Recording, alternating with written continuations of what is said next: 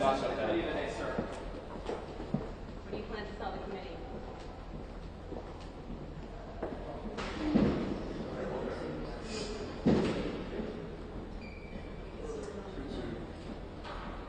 Well, we have all the same questions that I think you all would ask. We want to know what went on during the prosecution when many believe that Epstein was awarded a sweetheart plea deal.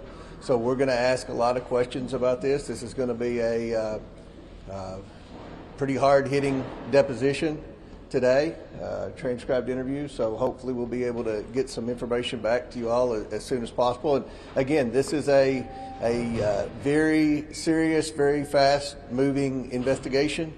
We want it to be bipartisan, so we're going to continue. Let me give you an update. We've talked to the Treasury. We have the suspicious activity report coming into our possession. We have some that have been redacted. We're going to go to Treasury and see the unredacted version. So let me say this: the Trump administration is fully cooperating with us in this investigation. We're going to continue to get more documents in from the estate, unredacted, and we will be able to answer some more questions. So. Do you plan to ask about the FBI director said in his testimony earlier this week that the non-prosecution agreement that Acosta oversaw hamstrung investigators, which is one reason why they haven't been able to get to the bottom of a lot of these questions that are being asked? Do you plan to ask about that? Yeah, absolutely. And I think if you go back to what Patel said with respect to Acosta, that poured fuel on the fire, so to speak. We're going to continue to try to seek answers. We want to know what happened. According to the survivors of Epstein, they said that they had reached out to government authorities. They had spoken to investigators. They had spoken to FBI agents in the past, and yet nothing happened. So, according to the victims and the survivors of Epstein, there was a lot of warning about the crimes that Epstein and Maxwell were committing, but yet it appears the government let the victims down and they didn't prosecute. So Acosta was a major player in that. We're going to have a lot of questions for him. I'm sure the Democrats will as well. We'll keep you updated. And as far as an update of the investigation, we have the bank records. And when we met with the victims and we said, what can we do? What can we do to expedite this investigation, to be able to provide justice for you all? They said, follow the money. Follow the money. And that's what we're doing. And again, the Trump administration is fully cooperating with that, and I feel like we'll be able to hopefully get some more answers and have some more documents to post on our website hopefully very soon. Thank you all. House is going to advance some of this plea agreement. Do you think that there's anything that you can tell you all today that might enlighten you more about how this all unfolded? Do you think that there's anything you might say that could validate what we all know about this? He's defended it, and that's kind of shocking. Well, yeah, I mean, we're going to ask those questions. So, I'm sure that he knows we're going to ask those questions. So he should be fully prepared to answer those questions. And again, this is the most extensive investigation of Epstein to date. What's frustrating to me is you continue to write about the discharge petition. We have gone far beyond the discharge petition. The discharge petition didn't mention the state. We've already subpoenaed and accumulated the documents from the state. We have one more batch we expect to get in. We've already interviewed Bill Barr. We have Acosta today. So we're so far past what the discharge petition was wanting to do. It's not even a factor now. So hopefully we'll get some answers. And at the end of the day, the objective is to get justice for the victims of Epstein Island. And it's I have to say this, it's very disappointing that the Democrats have just so politicized this.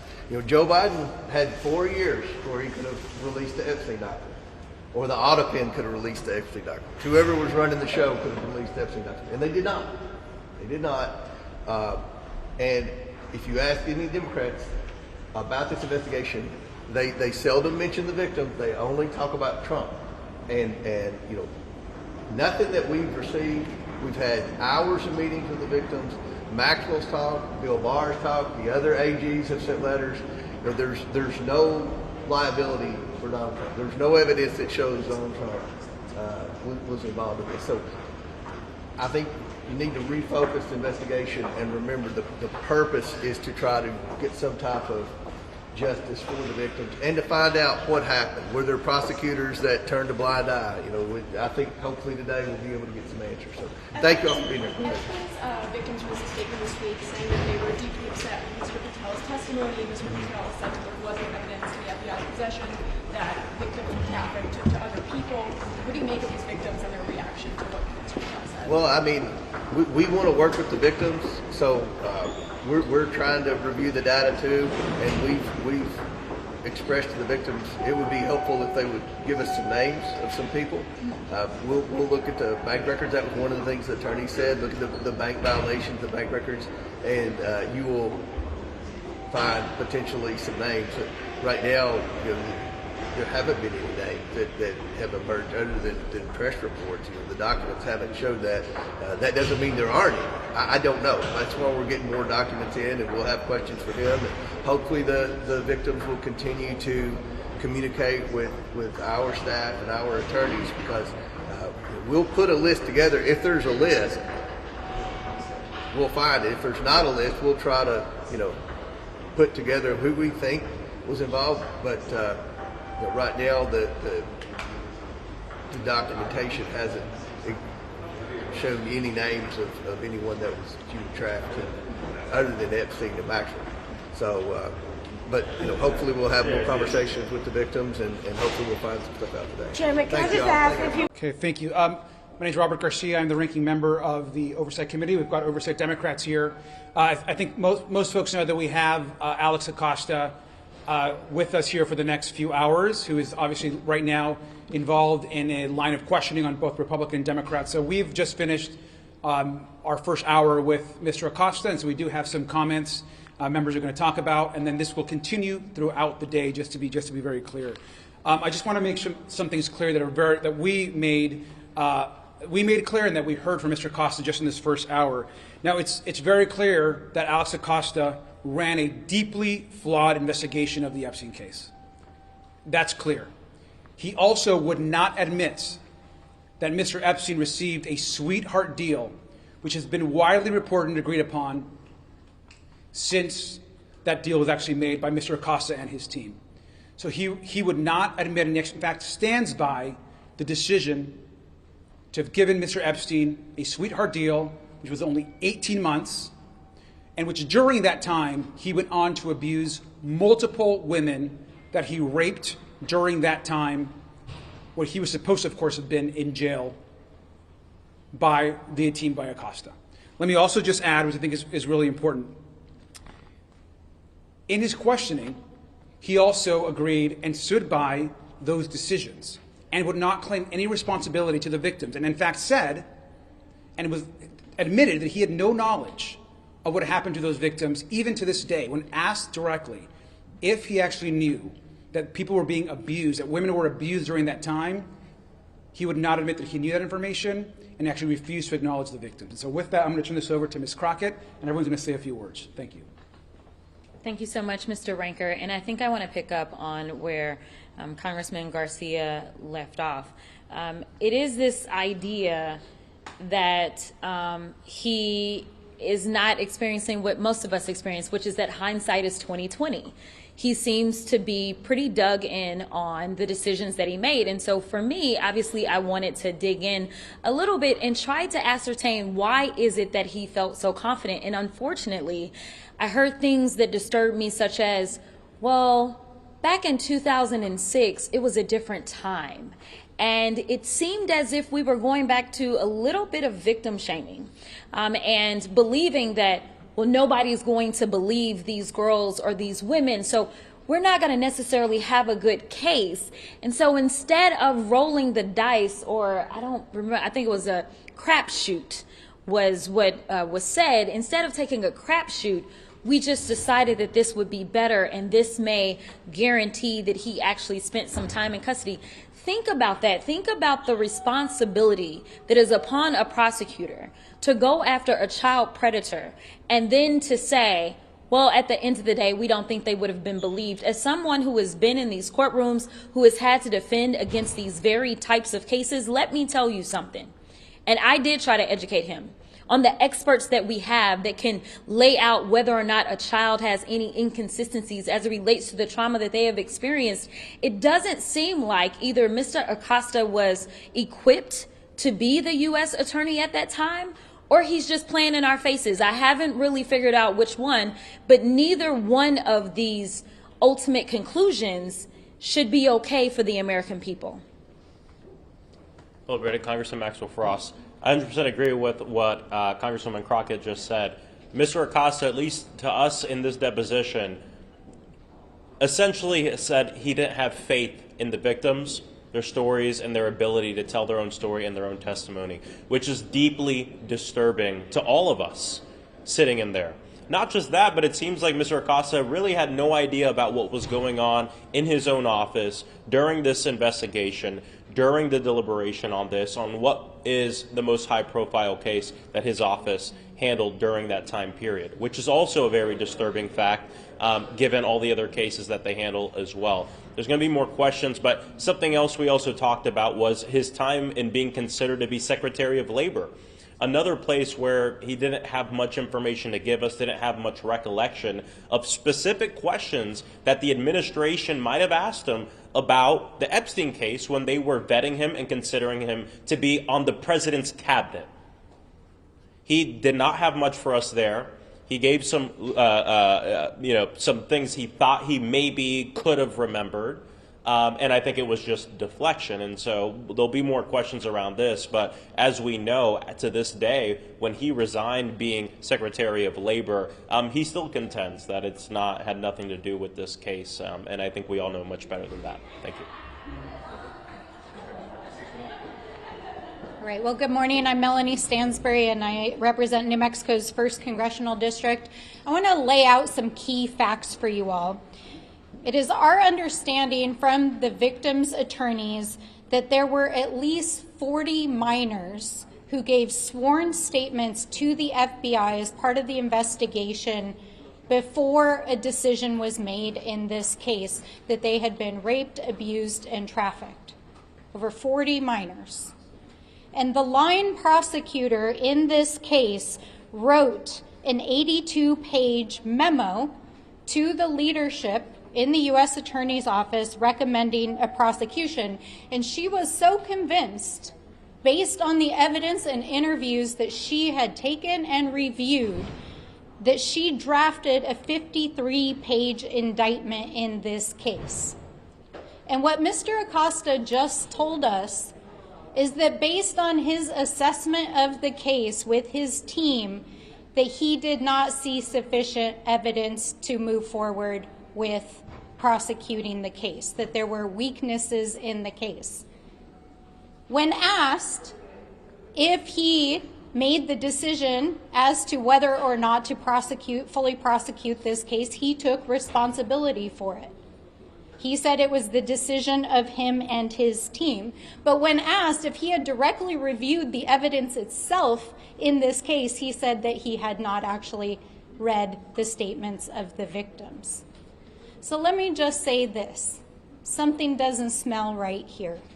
We have a number of hours that we will be spending today to understand what and if Mr. Acosta understood the full scope of the evidence, what he used to make his decisions, and why he chose, instead of pursuing a prosecution in which we know there were at least 40 minors, and afterwards there were many more victims during the non-prosecution period, why he made that decision. And so we will be pursuing that in the coming hours in this interview under oath, but something doesn't smell right here, and we're going to get to the bottom of it. I'm Congressman Sue Huston from Virginia's 10th Congressional District. Everyone seems to agree that there was this terrible miscarriage of justice in this case, except Alex Acosta. He thinks that his sweetheart deal was actually the best course of action and still seems to stand by it.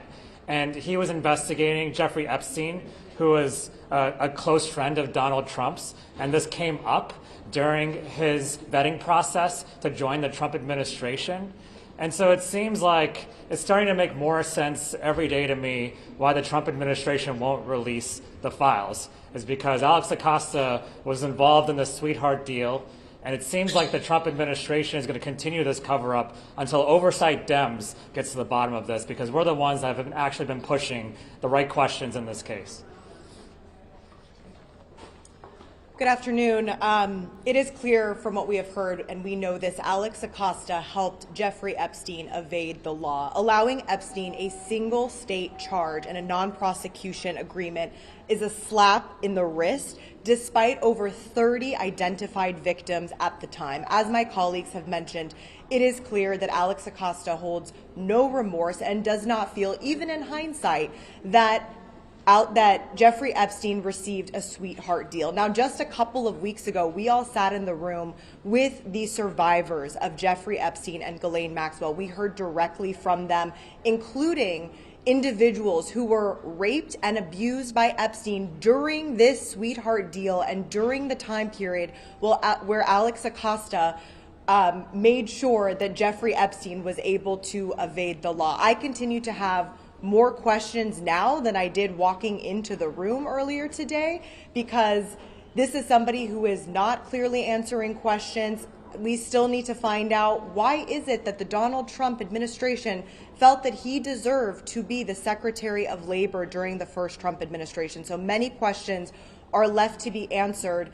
I think Alex Acosta is a small but important part of this, and it's important to remember that this is a massive cover-up. There are many more people involved, financial institutions involved, potentially foreign governments involved, but this is one key part to getting to the bottom and getting to the answers that we need to get justice for the survivors. Hi, Congressman Dave Min out of California 47, and before coming to Congress, I was a law professor at UC Irvine. And I'll tell you, after the first hour sitting with Alex Acosta, I found him to be completely non-credible as a witness. His answers were evasive, they obfuscated, and they were just not believable. Just to give you one example, we know that his chief federal prosecutor, in addition to bringing a long charging memo and a prosecution memo, had actually said that the computer evidence that was being withheld by the defense at that point in time, all these files, the surveillance videos, perhaps child pornography, they were not producing it. She had said that that was a smoking gun. That would put this whole thing to bed. When I asked Alex Acosta about this, his response was that he didn't actually review the evidence on this case and would have no input on this, which is just impossible to believe given the high-profile nature of Jeffrey Epstein at the time, given the fact that Alex Acosta was having meetings with the attorneys for Jeffrey Epstein contemporaneously with all this. Completely non-credible. I doubt we'll get a lot of honesty out of him today, but what we're hoping to get is a roadmap to the types of evidence that we can demand from, as the Oversight Committee, from the Epstein estate, a roadmap to that, and of course we're going to continue to get, I believe, a lack of remorse, a lot of obfuscation out of Alex Acosta. Very frustrating, but we are going to get answers. Thank you. Good afternoon. James Walkinshaw from Virginia's 11th District.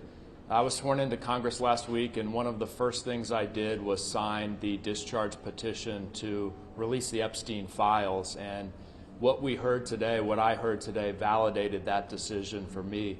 There is a clear through line over the course of this Epstein tragedy, and it is a callous disregard for the victims and the survivors. And Mr. Acosta demonstrated that today. We know that he signed off on the sweetheart deal for Jeffrey Epstein without consulting with the survivors. Today, he refused to accept what those survivors have told us, that after Jeffrey Epstein was released as a result of that sweetheart deal, he went on to abuse more women. A callous disregard for victims and survivors. And we are going to continue to push and push and push and fight so that those survivors get the transparency and the justice that they deserve. Thank you. Let me just close up, and then if there's one question or two, we've got to get back to this deposition of these interviews. Just want to remind everyone, so we actually heard from the survivors just recently. This is just a couple of weeks ago. One of the survivors that was there was very clear that she was abused and assaulted and raped by Jeffrey Epstein during his work release, and during that time when he was out, during that 18-month period that was given to him by Mr. Acosta and his team. And yet Mr. Acosta stands by the deal, stands by the fact that women were assaulted and raped during that time, and clearly many before, and would not even agree that anyone was actually abused during that time. We asked him directly if he actually understood that during the sentence that Jeffrey Epstein received, that he went on to abuse other women, and he would not answer that question. He said he was not aware that that actually happened, that he could not confirm that that actually happened. That has been widely reported. And so he is completely not credible, and he's has been clearly involved in the broader cover-up that is happening right now, clearly being directed by the White House and the Attorney General. Lastly, we call again on the President and the Attorney General to release the Epstein files so that the full truth of what happened can be released to the public, and most importantly, the survivors to get the justice that they deserve. There's one question or two, and then we're going to head back. Mr. Garcia, you covered a lot on Acosta, but we need to ask you about the Jeff Zients transcript. There's been a lot of reporting about his testimony regarding the president's cognitive ability when he was president, suggested that he needed multiple meetings to make decisions, that he'd slowed down. Do you agree with the characterization about what's been reported, and what was your take on that interview? Look, I think the Republicans keep trying to focus on the past, and they keep focusing on President Biden and his health, while they're ripping away health care from 17 million Americans. Right now, we're focused on the Epstein interview. Yes? That's the question. During this first part of this interview, did any more names come up that you might want to investigate, or who might have been, quote, on this client list? I think that every single interview conversation that we have, there are more people that we want to talk to, and certainly more information that we need. But in order to get to the truth, we need the release of the files. Next question. You brought up vetting several times around his labor secretary position. Did Acosta say he was actually asked about the Epstein investigation while he was vetted for labor secretary? He was evasive. He was very evasive about it. Yeah. So he was asked that question, and he wouldn't really answer the question. I don't think we got a clear answer. I don't believe we got a clear answer who Acosta was speaking with, or representatives of who may have been speaking to him, not just before that confirmation, but also possibly after. And with that, we're going to actually head back to the question. So thank you very much. So I'll give you an update if anyone has any questions. I think the interview's going very well, and Mr. Acosta is thus far being very forthcoming. Any questions? Sure. What's your assessment of his responses with regards to the sweetheart deal? One of the colleagues came out, Burchett, he said that he didn't think he had the help from FBI. Demers saying that he botched the investigation himself. What is your assessment? Well, we're still digging in, and this is going to be a very long transcribed interview, so there are those are all questions we're going to try to ask and determine the answer. So we'll see. He's still got several hours worth of questions to answer, so we should know the answer to that hopefully very soon. Mr. Chairman, can I ask you about Jeff Zients and that interview? There's been some reports about what he told your committee. What was your overall Who's that now? Jeff Zients, the Biden chief of staff. What was your impression of that interview? Based on the notes that I read from the interview, because we had the oversight hearing at the same time, but the staff, I've sat down and talked with the staff. I think that he was very clear that he thought that obviously the president wasn't in the same mental shape that he was at the beginning of his term, but it was surprising when we started digging in on who was making the decisions in the White House and things like that. Obviously, we have a lot of questions about the potential unauthorized use of the auto pen. And when we were talking about the pardons, he mentioned that Hunter Biden was present when they were discussing the pardons. I thought that was unusual, because that was part of the arguments that the Democrats were making as to why we didn't need to investigate the Biden family influence peddling was, well, Hunter Biden wasn't a part of the government. He didn't have any role. But there, the chief of staff said he was right there in the room discussing all the pardons, which, by the way, impacted a significant number of his family. Mr. Chairman. Those Treasury documents you had mentioned earlier, do you have a time frame from when you're going to be looking at them? The bank documents? Yes. Very soon. We should be looking at them within the next week. So. Mr. Chairman, Representative Stansberry mentioned that there were over 40, or at least 40 minors who were abused that were part of this investigation. Could you confirm that number, and could you also speak to how many of those victims were memorialized then in 302s by the FBI? I don't know how many, the exact number of minors. I know that one of the things that Mr. Acosta has implied is that in talking with some of the victims, there were some that gave answers that weren't consistent with others. Some wanted to cooperate, some didn't. So we've got a whole binder full of questions. I think our deposition, and when you look at the transcript, will be a whole lot more substantive than what the Democrats did. The Democrats were in there; they were talking all over each other. It kind of looked like an Oversight Committee hearing in there with the Democrats' first hour. So hopefully, our deposers will get some more substantive answers for you than what the Democrats did in their first hour. Democratic colleagues. Democrats just came out and said that Mr. Acosta had evaded questions about whether the deal with Epstein had came up when he was a nominee for Trump's administration. How do you think he responded to those questions? I don't know. I didn't catch that question that they asked. They were batting around so many questions about Trump.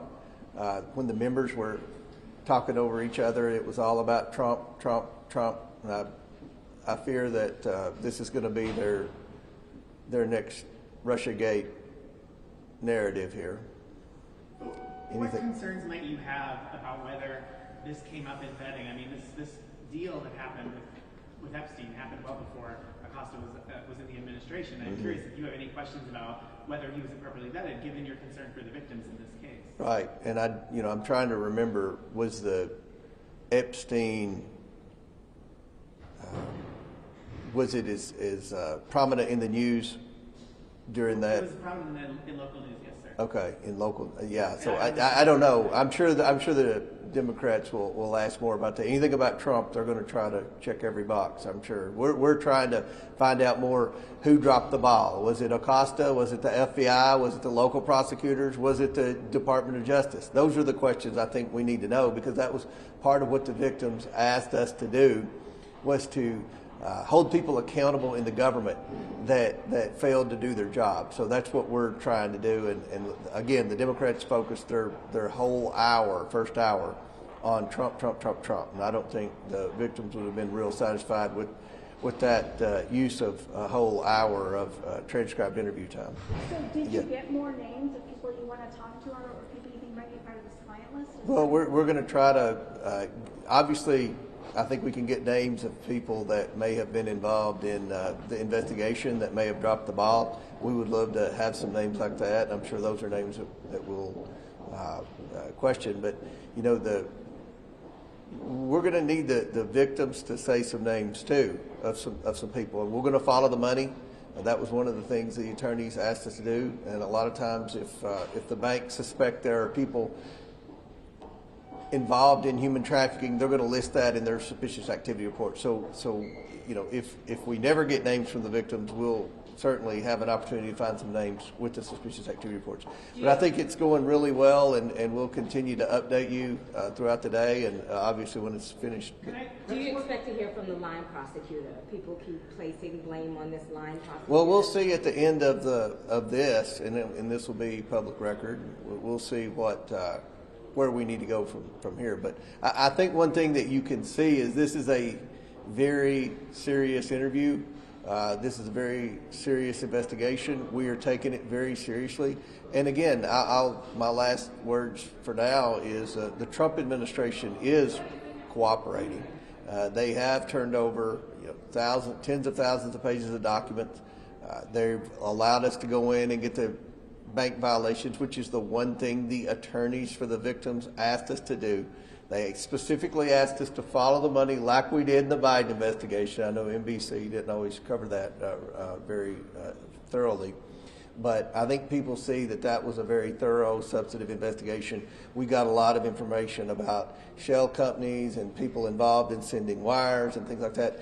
If that was happening under Epstein, which is very possible, I would say probable, we should be able to get some names through the bank records. So, thank you. I'm trying to follow through. Did the former chief of staff tell you that the president was not cognitively up for the job? Did the president? No. He said he thought the president could perform the duties of the presidency. They've all said that. Every single Biden staffer said that. I'm not. That matched with the other testimony that he gave you, though? Well, there were a lot of questions. So the questions are, should the president, where there's inconsistencies with all the people that we've talked to in the Biden administration, is should Biden have had a cognitive test? Some have said no, some have said yes. Some said that was never discussed. Some said, yeah, we discussed it a lot. So the whole issue of a cognitive test, which, again, this is an investigation, was the president cognitively capable of knowing what his staff was doing with the auto pen? Was the staff authorized to sign those documents by the president? If so, was he cognitively able to understand each and every individual pardon, each and every individual executive order? How do you nail that down? How do you get Well, it's very difficult. We brought the doctor in, and we asked the doctor the first question, Dr. O'Connor, were you ever told to lie about President Biden's health? And he pled the Fifth Amendment. So, we're doing the best we can. It would have been a lot better and easier if the doctor would have answered questions. The fact that he was trying to avoid self-incrimination, I think, is concerning and should be concerning to everyone. So, thank you all. We'll be back later.